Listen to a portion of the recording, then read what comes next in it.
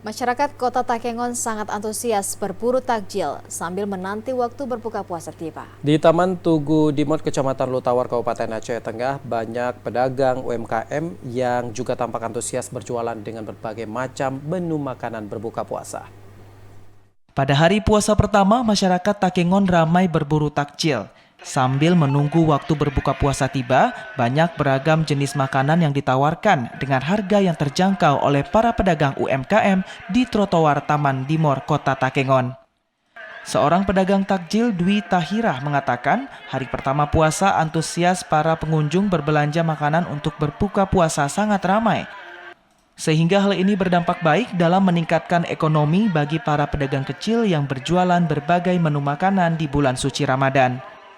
Tahun ini alhamdulillah antusias masyarakat banyak, masuk ramai lagi ketimbang tahun-tahun sebelumnya. Dengan pelaksanaan puasa di bulan Ramadan 1444 Hijriah, diharapkan dapat meningkatkan keimanan serta ketakwaan diri kepada Sang Pencipta.